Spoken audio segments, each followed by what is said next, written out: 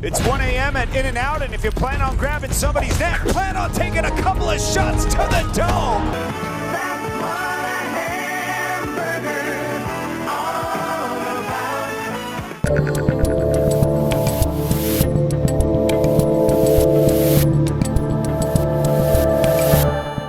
Oh, Internet, what are you really with those funny little videos? Hello, I'm Dave Rubin. This is the Rubin Report. It is July 23rd, 2025. We are live streaming on Rumble, YouTube, and Locals. And today I will not tell you to subscribe. Do it. We've got a big show for you today. A lot of stuff we're catching up on. And actually, as you may note, you are not watching a live stream this very moment. We had to pre-record this because I'm in Washington, D.C. right now. That's right. I'm in the belly of the beast. I'm in the swamp. There is an all-in podcast AI conference that President Trump is at. I was asked to attend. What I'm doing right now, God only knows, but I will report back to you live. I'll be back live tomorrow, and I will let you know. Let's just dive into the stuff. We got a lot of Kevin O'Leary clips today. We got a lot of good stuff happening in America today, and a little bit of the other stuff. That's how we're doing it today. Little bit of this, little bit of that. A lot of hand motions. No crack on the program today. Let's start with Kevin O'Leary. You know, Mr. Wonderful from Shark Tank, who he bounces around the network to network. He's on ABC with Shark Tank. Then he goes on CNN and he sits with those wackadoodles over there with Scott Jennings and the rest of the nutbags over there. And then he's often on Fox. He's probably on a couple other networks. I keep telling you guys, we got to get him on the show. I don't know why we haven't had him on. But here he is getting into it with a guy named Ahmed Baba, who is arguing that Trump has caused the world not to believe in America. Kevin takes the counterpoint, which is that there's some good stuff going on here. Trust is back. America's back, baby. Play the clip. 3 years from now, I think Trump has eroded global trust in the American economy and American deal making. You mean the all-time high market ever in history? It's high because they don't believe. The all-time high? They think Trump is going to chicken out. Never been higher. Never been worth more. Never been more successful. Never. When the it's eroded by trust. All-time high. Today at 4:30 in history. Never worth more. What are you talking about? Well, look, let's see what happens on August 1st when he announces the American up to people 50%. There's that chick. I just love her. There's just, she's always looking down. There's just nothing going on in her brain, Abby Phillips. Anyway, as for this guy, it doesn't matter. Okay, yes, things are going well in America because people don't believe in Trump. Like, okay, whatever. I don't even know what that means. How about we start trusting people that are successful? We have a pensiency. Is that a word?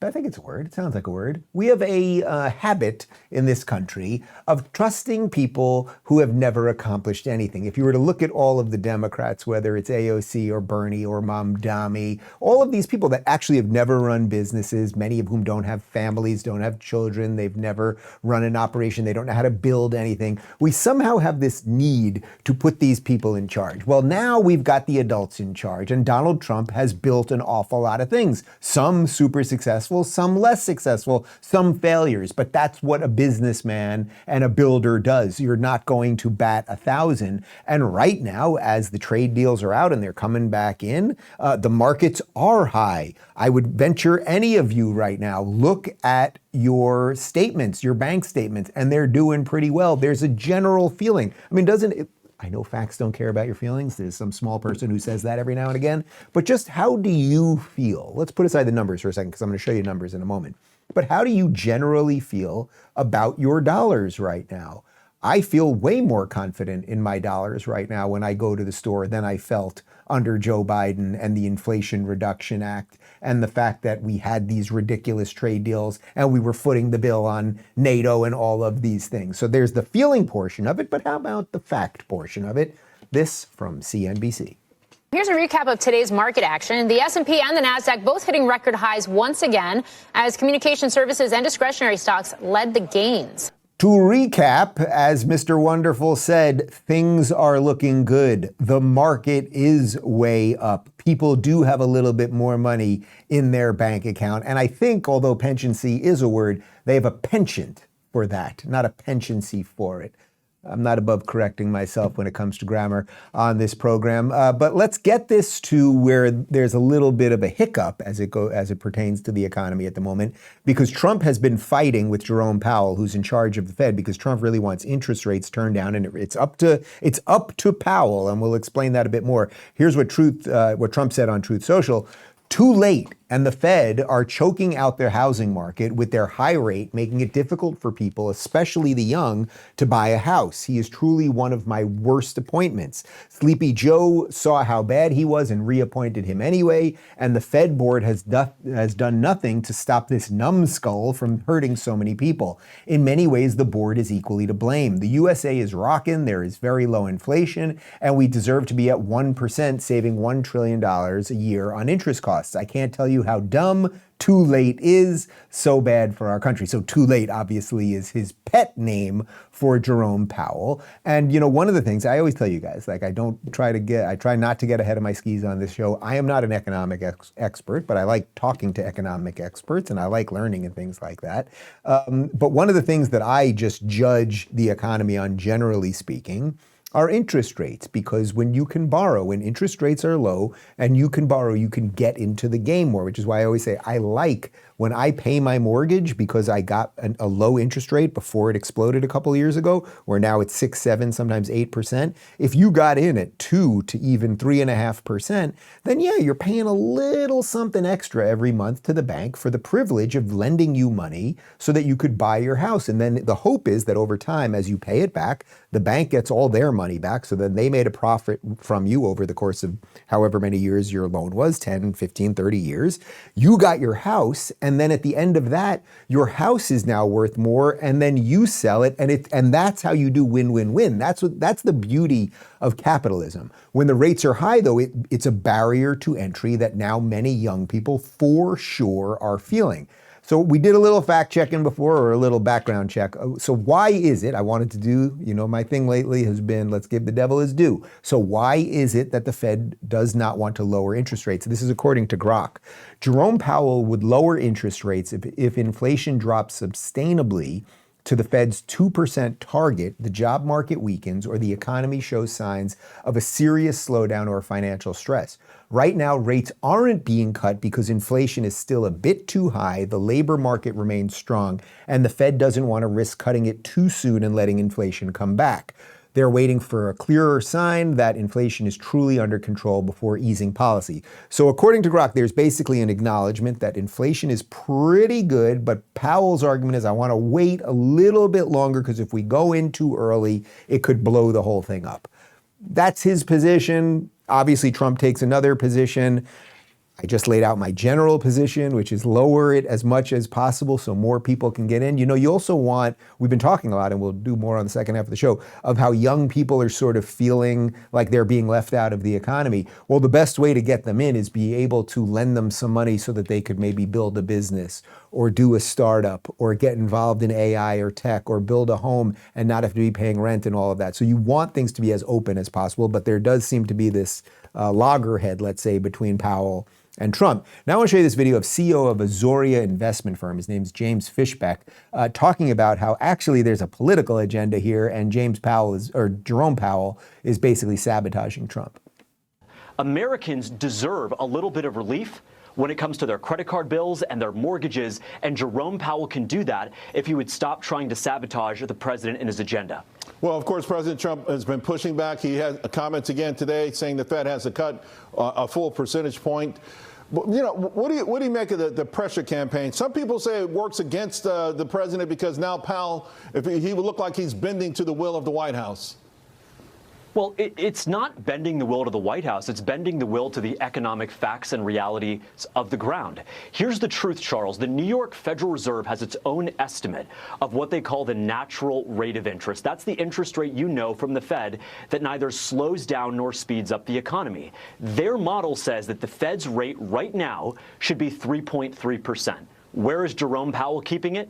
4.3%, a full percentage point above where rates actually should be. So President Trump, once again, is absolutely right. They need to cut by a full point. That should likely take place over the course of a couple meetings later this year. But that's what needs to happen. And so President Trump has the right instincts here in calling for the Fed to loosen policy, to recalibrate it, and to align it with the actual facts on the ground.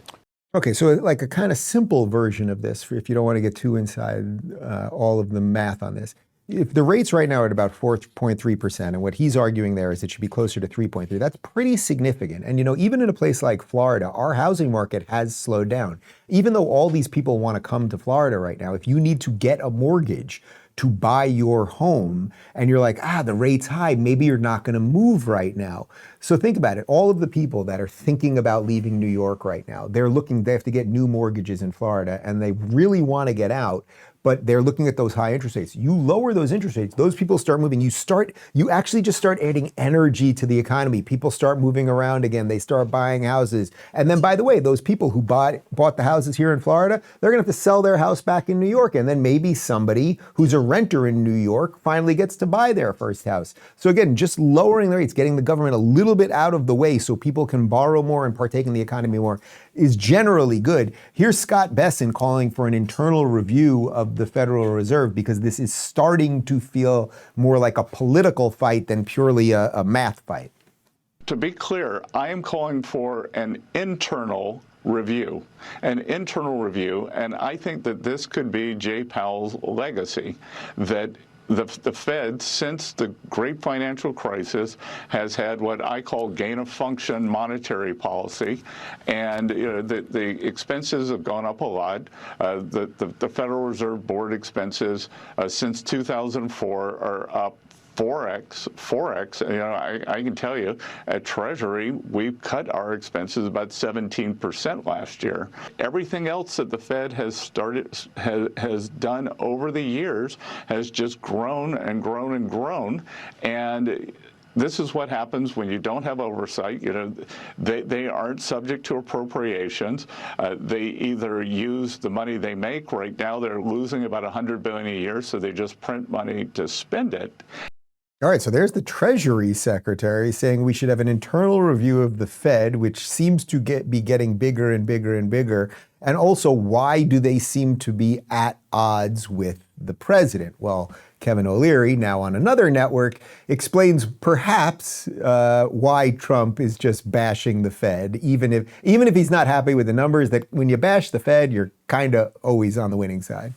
It's always fun to bash the Fed. I mean, if I were the president, I'd bash the Fed too. Why not? But there are some good questions about policy. Why are we paying interest, for example, on bank reserves when half the banks, or many of them, are foreign? I mean, there's a lot of issues here, and I think there's a chance to narrate those. Okay, so he expanded on that, but the point being that sometimes it's worth picking a fight. So for Trump, even if the math does work out, even if Trump feels like inflation is lowered, the economy is chugging along, you should lower the rates, you're not going to lose by bashing the Fed. There aren't going to be a lot of people out there like, leave the Fed alone. We love the Fed. It's like if you go after please leave the IRS alone. They're just such great people. Like even the dingbat Democrats don't do that. Anyway, all of that aside, the political fight aside, and even some of the math aside, I think generally speaking, if we can get those rates down to that 3.3%, something like that again, and people can start borrowing more and then building more, like that really is the engine of the economy. Give the American people a chance to build some things. We will have more on a place that is not building things, but is actually destroying things. Yes, I'm talking about California in just a second. But first, Prolon. Want to look and feel your best this summer? Prolon's 5-day fasting mimicking diet is your go-to result. I use it when I need results fast. It's convenient, backed by noble winning science, and it works. In just 5 days, Prolon targets fat loss, supports lean muscle, and resets your metabolism, all while nourishing your body with plant-based soups, snacks, and teas that keep you in a fasting state. No injections, no guesswork. And now with Prolon Next Gen, you get 100% organic meals, better taste, and everything pre-packed and ready to go. Get 15% off site-wide and a $40 bonus gift when you subscribe to the 5-day program. Just visit prolonlife.com. That's PROLONLIFE.com/Dave. All right, so I really love this story because, every now and again we get one that just perfectly encapsulates almost everything that I talk about on this show all the time. This from Fortune magazine. In-N-Out's billionaire heiress is quitting California because it's too difficult to raise kids and do business. So for those of you that have never been to an In-N-Out, because it's only in certain parts of the country, to me, it is the best burger joint, franchised burger joint, chain burger joint, period. It's the only thing I miss from California, and it is better than Shake Shack. It's better than Five Guys. It's better than BurgerFi. It's better than Burger King or Burger Buddy. It's better than all of them, okay? But In-N-Out, which for the first time about a year ago we covered it, had to close a store. They closed their Oakland operation because of crime, actually, and general mayhem in Oakland. Now they are basically going to leave California. They're going to have the franchises there, but the company is going to leave. This is an unbelievably, if you've never been there and you drive past one, you got to stop. In every single one that I've ever been to, they are clean. The employees are happy. The burgers are fresh. The fries are good. It's just a well-run family business that they've done something amazing with. But here's In-N-Out President Lynsi Snyder with Allie Beth Stuckey talking about why her family is leaving Cali for, I'm shocked, a red state, in this case, Tennessee. Happen. We're building an office in Franklin, so I'm actually moving out there. And wow, how do you feel about that? You're like a California girl through and through, right? Yeah, I mean, I really loved living in Northern California, and I'm so thankful that I grew up there because I think it changed a lot of who I am today. You know, I think I would be different if I was raised in Southern California. Mm-hmm. There, like you said, there's a lot of great things about California, but raising a family is not easy here. Doing business is not easy here. Now, the bulk of our stores are still going to be here in California, but it will be wonderful having an office out there, growing out there. Totally. And being able to have the family and other people's families out there. Mm-hmm. And so in that, it's two-part. We'll have everybody under one roof here in Baldwin Park, and we'll close our fine. Isn't that interesting? A billionaire being like, you know, it's tough financially to do business in this place because of the high taxes and the high regulation, on top of the family stuff. Most of us get the family stuff and the woke schools and what they're doing to the kids and all that stuff. But a billionaire being like, you know what? Most of our restaurants will stay here, but our corporate operation and my ability to raise my family and everything else, I'm going to move to Tennessee to do it, despite the fact that, as she pointed out, most of their restaurants are actually in California, but also to the backdrop of them having to close their first restaurant ever. I mean, think of can we find out how many In-N-Out franchises there are? It's not even franchises. I think they own all of them, if I'm not mistaken, so they're not actually franchised out to other people. But the point is they have a tremendous amount of highly successful restaurants, and now they're taking their corporate headquarters and a billionaire family out. And by the way, this is exactly what a guy, you may have heard of him, Elon Musk did, and Gavin Newsom applauded when he left. There are 281 In-N-Outs in Cali right now. Watch this. So my friend Jillian Michaels, who was on the show last week, who I just adore, she is another LA person who has now moved out of the state. And here she is. She returned to LA a couple days ago and she took this video. All right, back in LA, picking up my kids from a family. California, everybody. So congratulations, Karen Bass. Congratulations, Gavin Newsom. This is what you guys have done. And by the way, it's not cherry picking just to show that. Can I find something in Florida like that? Probably. Actually, I don't know that you could find something that bad. But could you find some homeless something somewhere? Of course you could. Can you find some homeless people? Sure. But decline is a choice. And what you see right there in that little moment, I couldn't even figure out what part of LA she was in. I'll ask her later. But like, that's everywhere under the bridges. It's all over the place. It's completely taken over downtown. Don't tell me about Skid Row. And by the way, it's not just LA. This from San Francisco last weekend.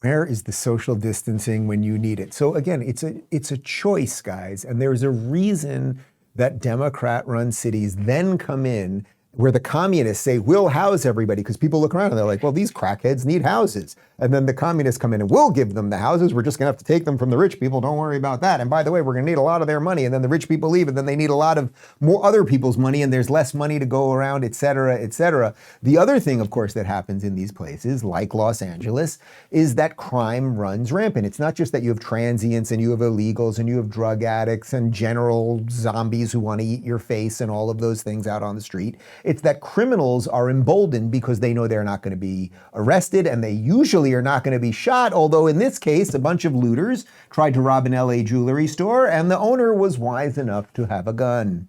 Just before 6:30 p.m. on Thursday, when a group of well over a dozen would-be robbers pulled up to the Amira Jewelry store in Anaheim on Brookhurst and started trying to smash their way in. At the time, the owner and some of his employees were inside. The owner, who didn't want his name used, then pulled out a gun and fired toward the bulletproof window. The shot had the desired effect.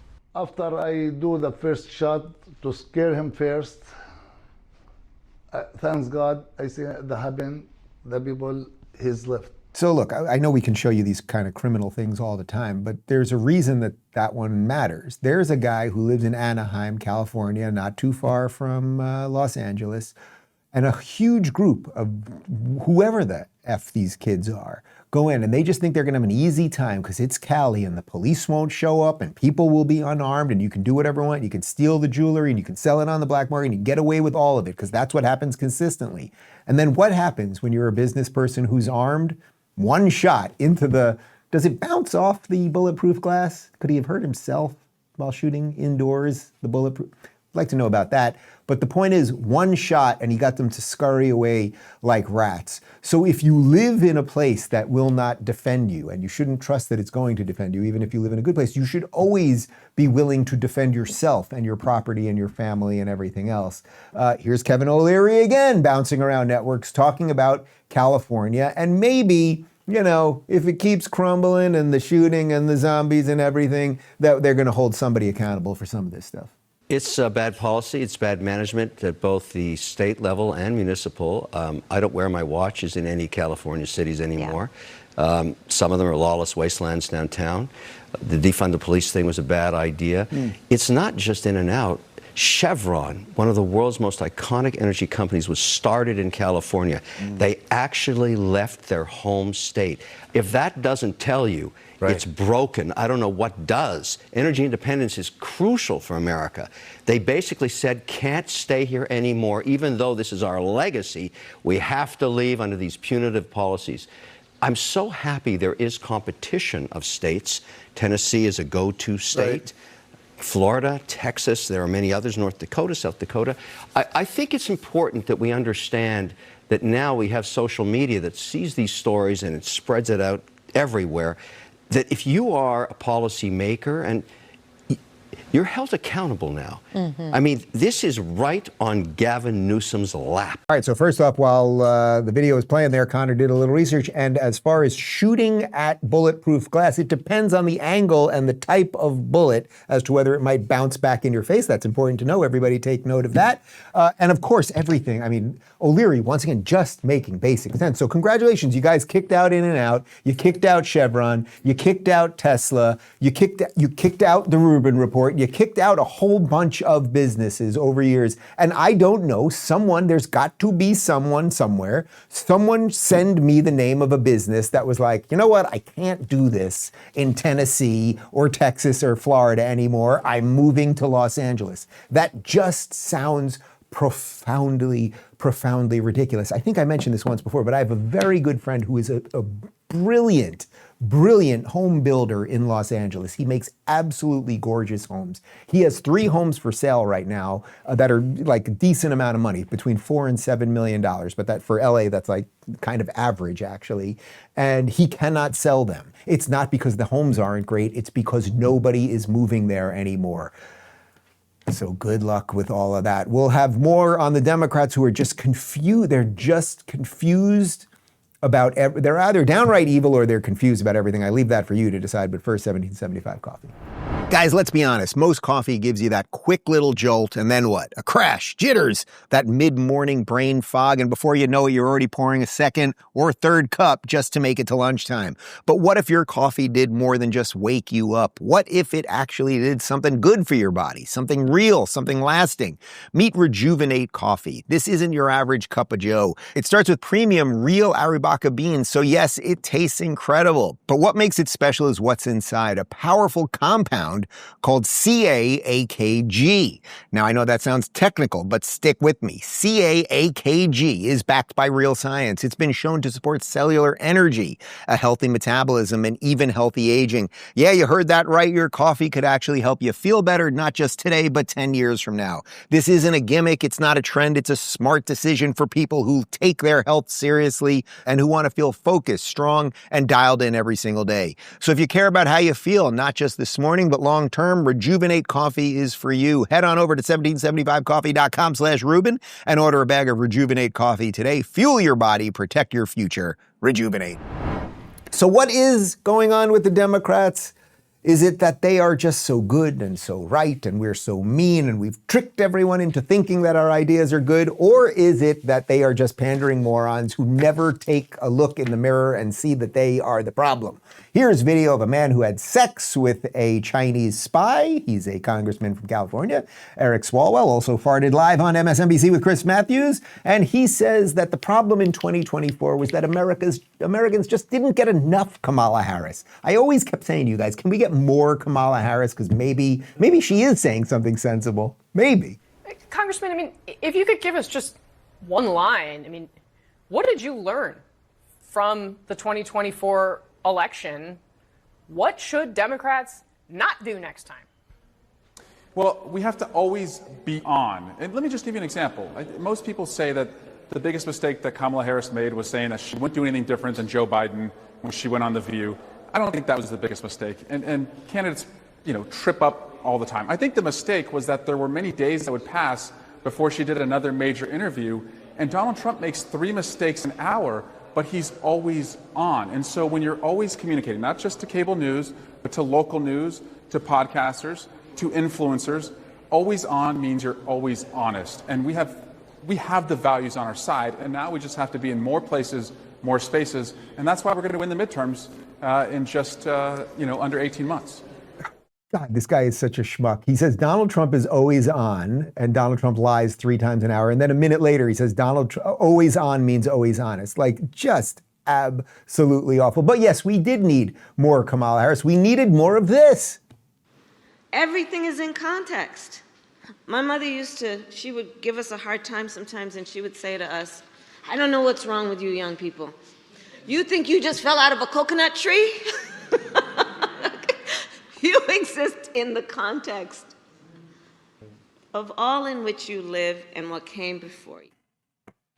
If America becomes a socialist, communist crap hole, we're going to look back and go, man, those were the good old days, the coconut tree and the context we live in, and Russia big, Ukraine small. Listen to this from Eric Daughtry, breaking. Democrat leaders plot to redraw congressional lines before 2026 in favor of blue seats in New York, New Jersey, Minnesota, Washington, and California if Republicans do the same in Texas. That's according to CNN. And we've talked about redistricting before. Both sides do it. It's often very confusing and done for political purposes. And you very rarely see districts that make sense, that like geographically look like they're a Tetris thing that should fit together. They end up looking like these very bizarro shapes that you're like, something feels shady. And absolutely this is done by both sides for sure, because they're trying to game the system. But here is Timu Obama talking about why the Democrats might do it, because they're just great people.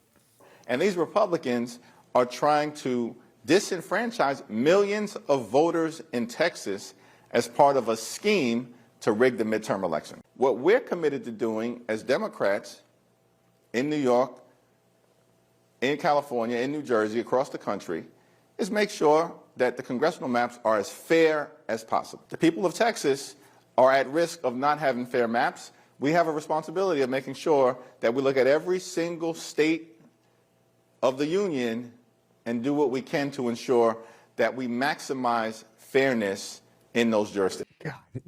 I cannot believe anyone falls for this stuff anymore. Did you catch it? Like, guys, again, both sides do it.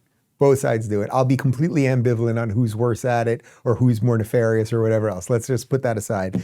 But his argument is that they do it. Those Republicans do it because they want power. We do it because we want to be fair. Like, if you are buying that bunk at this point, then I got a bridge to sell you, which you can get pretty cheap in New York because nobody's driving anymore thanks to their congestion pricing. Here is a congresswoman from Brooklyn. Her name is Yvette Clarke. And here's another one of those moments where they tell you the quiet part out loud. She wants migrants in her district ASAP because of redistricting so that she will have more power. I'm from Brooklyn, New York. We have a diaspora that can absorb a significant number of these migrants. And when I hear colleagues talk about, the doors of the inn being closed, no room in the inn, I'm saying, I need more people in my district, but just for redistricting purposes. And those members could clearly fit here. Might I say that if you live in Brooklyn and you're under that woman's thumb, you got to go. Like, not only do you probably have a communist mayor coming in for New York City as a whole, but your local congressperson is basically saying, hey, illegals, come here, we need you. And why does she want them for redistricting? Because that will give the Democrats more power. So if you live in Crown Heights, if you live in Brownsville, get going. Don't come to Florida. Can't come here. Interest rates very high, hard to buy a house, insurance rates, alligators, people being shot, mayhem, but go somewhere else.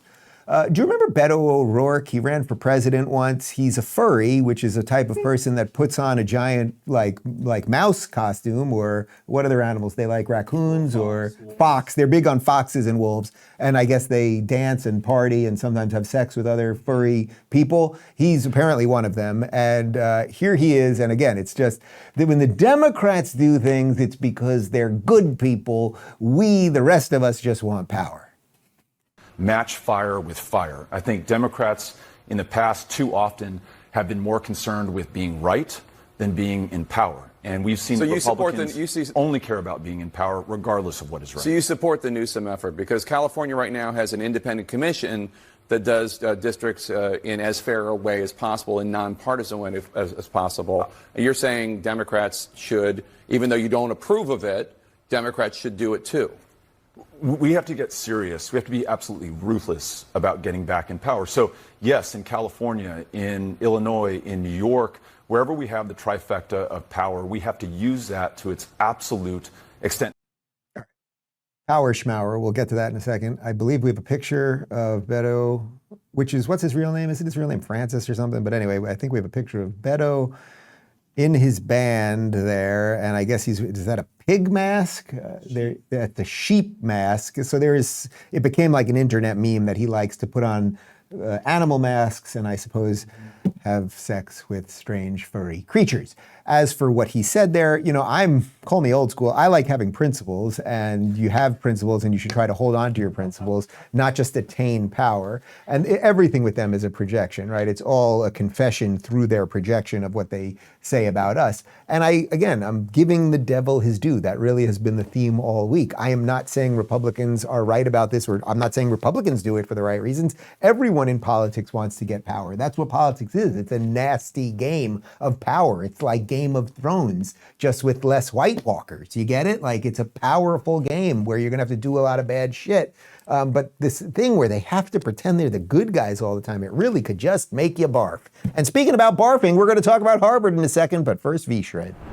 While most collagen brands want you to choose between better skin or stronger joints, there's finally one that does both. Here's the problem. Most collagens only give you one type from one source, but your body needs 3 different types for complete support. Type 1 for skin and bones, type 2 for joints and cartilage, type 3 for muscles and blood vessels. Sculpt Nation Multi-Collagen is the only formula that delivers all 3 types from premium sources, grass-fed cows, chickens, and wild-caught fish. While the other brands cut corners with cheap single-source collagen, Sculpt Nation invested in the full spectrum your body actually needs. The difference? Users see results everywhere. Firmer, more elastic skin, joints that move without grinding, hair that grows thicker and stronger, nails that stop breaking, even better digestion. Plus, it actually dissolves completely. No clumps, no grit, no nasty taste like those bargain brands. For our listeners, Sculpt Nation is offering up to 57% off their multi-collagen. That's better than any deal you'll find on inferior single-type collagens. Visit sculptnation.com/Rubin. With a 365-day guarantee, you can try it free for an entire year, absolutely risk-free. Stop settling for incomplete collagen. Get the full spectrum at sculptnation.com/Rubin.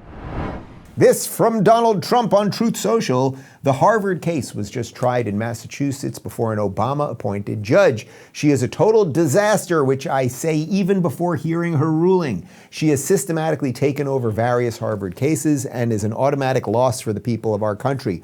Harvard has $52 billion sitting in the bank, and yet they are anti-Semitic, anti-Christian, and anti-America. Much of this money comes from the USA, all to the detriment of other schools, colleges, and institutions, and we are not going to allow this unfair situation to happen any longer. How did Trump-hating judge get these cases? When she rules against us, we will immediately appeal and win. Also, the government will stop the practice of giving many billions of dollars to Harvard, much of which has been given without explanation. It is a long-time commitment to fairness in funding and education, and the Trump administration will not stop until there is victory. Thank you for your attention to this matter. So interesting that Trump is preemptively going after the judge before they rule on the Harvard situation, but it is true that Harvard has a $52 billion endowment. It should not get a dime from the government or from any other outside source. It's basically running a giant hedge fund and slush fund, and God knows what it's doing with that money to fund all sorts of nefarious things. And really, it's a little hard to tell if Harvard is ground zero for all of the radical lunacy in the country or if it's Columbia. It's probably Harvard because Harvard places more high-level people out in politics and corporate world and everything else than Columbia, but Columbia is trying their hardest too. So what does this all lead us to? As these institutions fail, as we realize the corruption, as you end up paying an awful lot to make your kid turn into a gender-furry, queer, communist, jihadist lunatic, perhaps you might want to not send your kid to a place like that, not get into debt to do it, and actually support them learning a skill that they could become quite successful with. And if the shit ever hit the fan, they'd know how to actually do a little something. Here's Charlie Kirk talking to a guy who knows a bit about doing something, Mike Rowe, who does all sorts of dirty jobs, and talking about blue-collar trades and that there is value in actual work.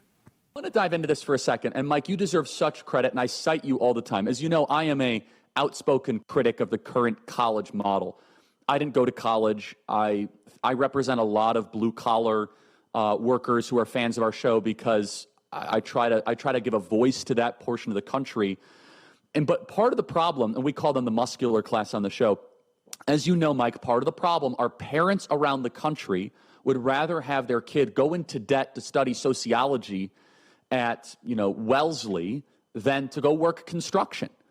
Can you speak to that? Part of that needs to be a cultural change for specifically suburban America. If their son says, Mom, I want to be an electrician, they should applaud that. They should celebrate it. They should encourage it because they actually might have better character, a better financial balance sheet, less debt, and greater job opportunities than studying communications at University of Illinois. Parents were left with this idea that there was really only one path for their kid. And if their kid couldn't take that path, everything else, including that guy welding two pipes together, was some sort of vocational consolation prize. Well, the chickens have come home to roost. AI, as I said in that clip, is coming for the coders. It's not coming for that guy. That guy's job is secure, and he's making mid-six figures, and that's the message. Well, and this Devil is due again. Theme of the week. AI may come for that guy's job eventually, but it's going to take a little bit longer. It's going to come for the coders first, and it's going to come for a lot of the amorphous jobs first. But eventually robots will be able to, weld pipes together and do plumbing and do electric work and everything else. But that aside, the broader point is what they're both saying is right. Of course, that there was a generational thing where you had to. Somehow to be a good parent, you had to send your kids into these schools. And then suddenly we sent our kids into these schools, and over decades we realized, boy, not only did they not learn much, they were brainwashed in a lot of ways. They didn't get real skills. Lesbian dance theory is not something that's very applicable in the business world, et cetera, et cetera. although it does have its merits, and I don't want to say anything bad about lesbian dance theory, but you get the point, that then we abandon these people, and then they're pissed, they're in debt, and they're like, why the hell did you put me into this system, right? And then that leads to all sorts of other things where they want to burn the system down and all that. You know, there is nothing, I talk about this a bunch, but like, I really love when someone loves their job and is good at it. Like, I don't have to love what you do or even care about what you do, but when I interview people that are in a completely different field or something, if they love what they do, then I'm interested in talking to them. And when I see a craftsman who is really great at what they do, so we mentioned a couple of days ago, I think it was on Tuesday's show, there was a massive power outage in the whole area here. And our house was running on the generator, the gas generator outside. And our electrician happened to be here working on another project that we're doing on the other side of the house right now. And we realized that we had a mix-up when we installed our Starlink, that everything in our house for the studio was connected to our generator except Starlink. So Starlink was down too. So we had access to the satellite, even though we didn't have internet because of the power outage, but Starlink was not connected to the generator. And he got here at about 10:15, and within 20 minutes, he was able to connect Starlink to our generator, to the gas, et cetera, and we had the show running. And it's like, that's a great person. That is a great human being who knows how to do his job, who's a great tradesman. And I give him a lot of credit for that, Ariel. You're great at what you do. But we have a whole generation that isn't particularly good about a lot of things, and they are now pissed that they're in debt heavily. Check out this. This is a Business Insider journalist talking about how student debt has now led Gen Z to actually pursuing some things that might make some sense, like those blue-collar jobs. Well, a new article from Business Insider is shedding light on Gen Z's pivot from college to blue-collar jobs, from student debt to the rise in AI, how Americans are losing faith in the college degree. Amanda Hoover is here. She's the author of this article and is joining me now. Amanda, thank you so much for joining me to talk about this. This is so interesting. You mentioned in the article just 22% of U.S. adults say college was worth it if a student had to take out loans to attend. So how have those loans pushed Gen Z toward blue-collar jobs? There's definitely a lot of young people that are looking at college and questioning, is this worth it? You know, the time, the effort, but also the debt. So it's not that confusing, guys. College doesn't fully make sense the way that it was sold to an awful lot of people. I can also tell you that with our kids, like the family planning we're doing, we sat down with our business managers and our financial planners and everybody, and they were like, what do you guys want to do about college? And I was like, college, what are you talking about? I was like, I'd love to figure out the mechanisms so with every year I can put money into a fund for them, and hopefully we raise them right, and when they're out of high school, we can maybe help them start a business. Maybe they want to travel for a little bit or something, and if their heads are on right, we'll facilitate those things. But why would I be putting money that's going to be protected tax-wise just so I can send them to a school to learn everything counter to perhaps what we hopefully taught them the right way here? So people need to think about this, and it is good to know now that young people are starting to look at it. I think a lot of imagine if you're 15 growing up right now and you're watching the same stuff that we all watch, and you're watching these college kids with terrorist masks on screaming about how evil America is. And you might just be like, you know what? I don't want to get into debt to become some anti-America psychotic lunatic. How about that? Let's jump to these tweets and images right here from End Wokeness. I thought this was an interesting way to end the show because if you want to see the cultural change that we're talking about, whether it's related to jobs, whether it's related to the economy, or in this case, particular sort of self-image and perhaps family, what you're seeing there was Nike in 2021 own the floor with, I would say, a rather large, plump woman who I don't know if she's particularly good at anything athletically, but she's happy, she's large and in charge. Okay, that's what they were doing in 21. And how about this in 25? Do you think the culture has changed?